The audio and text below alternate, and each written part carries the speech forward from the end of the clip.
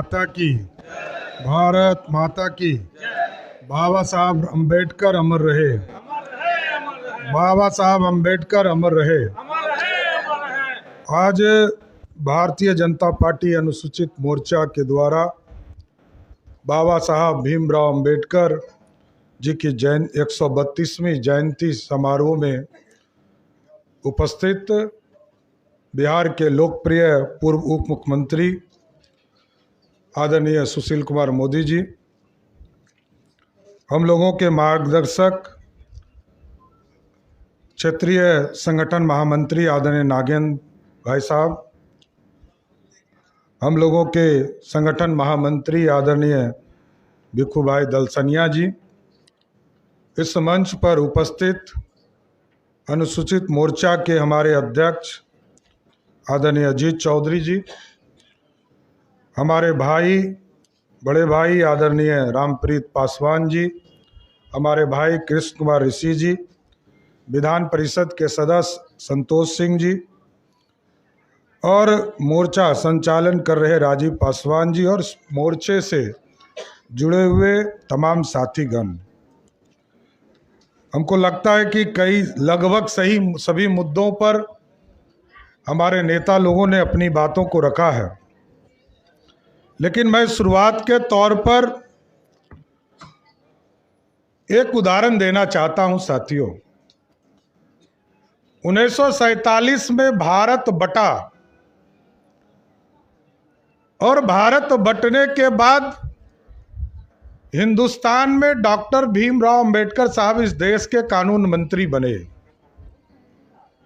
और बगल के देश में योगेंद्र मंडल जी वहां के कानून मंत्री बने। दोनों अनुसूचित समाज से आते थे, दलित समाज से आते थे और दोनों के इतिहास को आप समझिए। जिन्ना जी के साथ यदि योगेंद्र मंडल जी नहीं गए होते तो आज बांग्लादेश का बड़ा भाग हिंदुस्तान का पार्ट होता, लेकिन वो गए और जाने के बाद ही 1947 में वो गए 14 अगस्त को। वहां का संविधान भी बना और संविधान बनने के बाद ही पाकिस्तान से 2 साल के बाद ही उनको भाग के हिंदुस्तान आना पड़ा। एक तरफ बाबा साहब भीमराव अंबेडकर को इस देश में पूजा जाता है और दूसरे तरफ पाकिस्तान में योगेंद्र मंडल कौन है, कोई पाकिस्तानी आज तो गारंटी देता हूं कि नहीं चिंता होगा। यही फर्क है हिंदुस्तान और पाकिस्तान। और बाबा साहब भीमराव अंबेडकर साहब, जिन्होंने अंग्रेजों के गुलामी को भी देखा और हिंदुस्तान को के संविधान को भी बनाने का काम किया, और हमारे डॉक्टर श्यामा प्रसाद मुखर्जी जी, जिन्होंने एक साथ काम करके आज, यदि ठीक कहा अजीत चौधरी जी ने, यदि आज संविधान में यह व्यवस्था करी है कि अनुसूचित और SC ST वर्ग के लोग यदि लोकसभा और राज्यसभा, लोकसभा और विधानसभा में जा रहे हैं तो उसका समर्थन जनसंघ के रूप में भी डॉक्टर श्यामा प्रसाद मुखर्जी 1952 में कर रहे थे।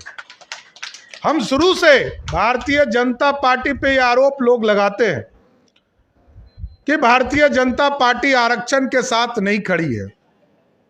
हम उनको ये बता देना चाहते हैं, बिहार में एक पार्टी है जिसका 15 साल बिहार में राज चला, वो कहती है कि हम संविधान की रक्षा करना चाहते हैं, आरक्षण को बचाना चाहते हैं, लेकिन आपको जानकर साथियों आश्चर्य होगा कि 15 साल के लालू प्रसाद जी के राज में किसी वर्ग को कभी कोई आरक्षण उस पार्टी ने नहीं देने का काम किया।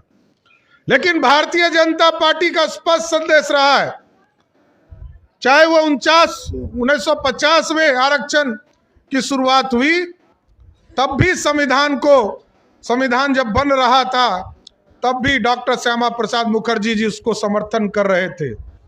और बाद में अटल बिहारी वाजपेयी जी के नेतृत्व में जब एनडीए की पहली सरकार बनी तब भी जब SC ST एट्रोसिटी एक्ट आया, दलित समाज को नौकरी में प्रमोशन में व्यवस्था की गई, तब भी अटल बिहारी वाजपेयी की सरकार थी जो इसको समर्थन करने का काम कर रही।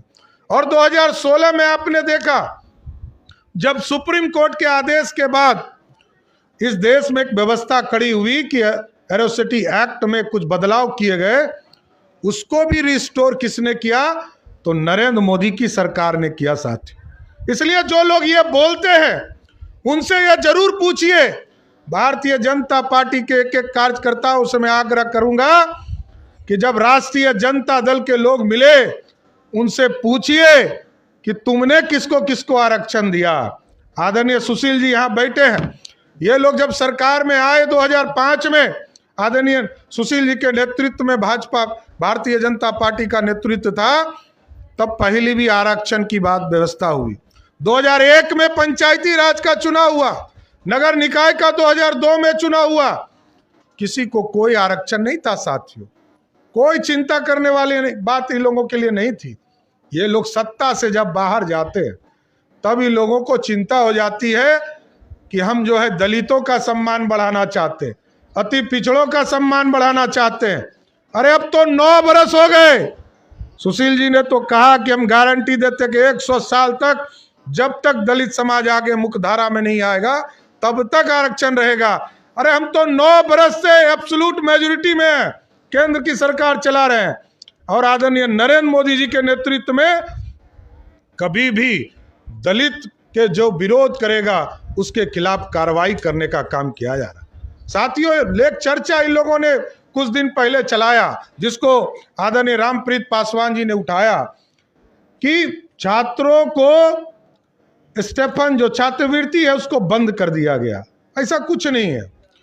पहले क्लास से लेकर 8वें क्लास तक की जो व्यवस्था टू एजुकेशन, बच्चे को सभी को मुफ्त शिक्षा देने की व्यवस्था है। 9वीं 10वीं में ऐसी व्यवस्था नहीं थी, तो उसके लिए भारत सरकार ने अलग से प्रोविजन किया है और सभी राज्यों को आज भी बिहार में मिल रहा। इसलिए कोई इस तरह की गलतफहमी यदि पैदा करती है तो भारतीय जनता पार्टी के कार्यकर्ता, हमारे नेता इसको जरूर स्पष्ट तौर पर बताएं कि कोई ऐसी व्यवस्था नहीं है जिससे नरेंद्र मोदी जी दलित को अपने से अलग रख सकते। दलित समाज को जोड़ना चाहते हैं और डुप्लीकेसी नहीं हो, इसलिए एक व्यवस्था किया गया कि सबको, सभी बच्चों को पहले क्लास से लेकर 8वें क्लास तक सभी को मुफ्त शिक्षा मिलता रहेगा। इसलिए साथियों, जो लोग ये फैलाने का काम कर रहे हैं कि आज कि आरक्षण का परसेंटेज बढ़ाना चाहिए, इसको भी एक चिंता का विषय है, इसमें कहीं दो मत नहीं। आपका जातीय जनगणना आज यदि बिहार में हो रहा है उसमें भी भाजपा का बड़ा योगदान है। जातीय जनगणना कब हुआ? जब जून के महीने में मुख्यमंत्री के द्वारा यह प्रस्ताव लाया गया कि हम बिहार में जातीय जनगणना लाएंगे, तो उस सरकार में हम 16 मंत्री थे, 2 डिप्टी सीएम थे और हम लोग सब सरकार में 16 मिनिस्टर थे। जनता दल यूनाइटेड के तो 12 ही मिनिस्टर थे और सहयोगी दल के 2-3 थे, और उसके बावजूद हम लोगों ने समर्थन देकर बिहार में जातीय जनगणना भी हो रही है। और जो प्रश्न उठते हैं कि जो जोड़े जाते हैं, देखिए SC ST वर्ग के लिए बड़ा स्पष्ट तौर पर संविधान में व्यवस्था है, आपकी यदि आबादी बढ़ेगी, ये भी जान लीजिए, आपकी आबादी यदि 16.6 है, ये आरक्षण की व्यवस्था में क्लियर पूरी तरह व्यवस्था किया गया है, ये यदि बढ़कर 18% हो जाएगा तो आरक्षण भी ऑटोमेटिक 18% हो जाएगा। इसके लिए किसी दूसरे के तरफ मुंह देखने की जरूरत नहीं है, ये कानून में व्यवस्था खड़ा किया गया। इसलिए हम तो भगवान राम को मानने वाले हैं और भगवान राम भी ऐसे आदर्श थे जो माता सबरी के जूठे बैर खाए। और इस पूरी भारतीय जनता पार्टी की संरचना भी स्पष्ट है कि भगवान राम को इसलिए हम पूछते हैं जिनको अपने सगे पिता ने कहा कि आपको वनवास जाना है बिना कोई अपराध के। इसलिए मर्यादा पुरुषोत्तम राम पर बहुत से लोग प्रश्न उठाते कि सांप्रदायिक है। बाबा साहब भीमराव अंबेडकर साहब ने ही भगवान राम को संविधान के पहले पृष्ठ पर स्थान दिया साथियों, किसी दूसरे भगवान को नहीं दिया। तो आप समझिए कि जब बाबा साहब भीमराव अंबेडकर ने, आज यदि कोई भगवान राम का चित्र जो है किसी चीज में डाल दे तो कितना बवाल होगा आप सोच सकते हैं। लोग कितनी बात चर्चा करेंगे कि भाजपा ने अपना एजेंडा डाल दिया। बाबा साहब भीमराव अंबेडकर ने 1950 में संविधान के किताब में पहले पृष्ठ पर भगवान राम की चित्र लगाई। उसका मूल कारण है कि हमारे देश के मर्यादा पुरुषोत्तम राम थे। उससे बड़ा मर्यादा इस देश में हुआ ही नहीं। इसलिए साथियों, ये पूरी तरह स्पष्ट है कि आज बाबा साहब भीमराव अंबेडकर के जयंती के समारोह में हमको जाने का मौका मिला। अभी सुशील जी ने 5 पुण्य पंचतंत्र के बारे में चर्चा किया, तो मैं भी मुंबई के प्रवास पर था और मैं चैत्य भूमि पर गया। अभी एक भव्य पूरा स्थान बनाने का काम किया जा रहा है और आप सोचिए कि मुंबई जैसे शहर में एक निजी मिल को भी खरीदकर वहाँ की सरकार ने देवेंद्र फडणवीस जी और एकनाथ शिंदे की नेतृत्व में और आदरणीय नरेंद्र मोदी जी के मार्गदर्शन में उन लोगों ने तय किया है 5 एकड़ जो अभी बम्बई का कितना कीमती जमीन होगा, उस पूरे जमीन को खरीदकर वहां पर भव्य अंबेडकर जी की मूर्ति लगाने का काम की शुरुआत किया जा रहा है। हमको जाकर वहां अंबेडकर साहब के मूर्ति के सामने आशीर्वाद लेने का मौका मिला। इसलिए हम अजीत चौधरी जी को विशेष तौर पर धन्यवाद देते हैं कि ये भी मैसेज दीजिए। आपने बहुत से थ्योरेटिकल चीज़ों को बताने का काम सभी मोर्चा के साथियों को किया है और ये भी बताइए कि अंबेडकर साहब को जब छुआछूत की स्थिति थी और वो बहुत गरीब घर से भी आते थे, उनको पढ़ाने के लिए किन लोगों ने सहयोग किया? जो बड़ौदा के परिवार के लोग थे, आपको गायकवाड़ परिवार था, उन लोगों ने उस जमाने में स्कॉलरशिप देकर उनको इंग्लैंड और अमेरिका भेजने का काम किया। साथ ये भी हमको बताना चाहिए। और छुआछूत हम ही लोगों ने किया था, कोई दूसरे लोगों ने कि नहीं किया था। यदि किसी ने छुआछूत की बीमारी को बताने का काम किया तो अंबेडकर साहब को इसके लिए विशेष तौर पर धन्यवाद देना चाहते हैं।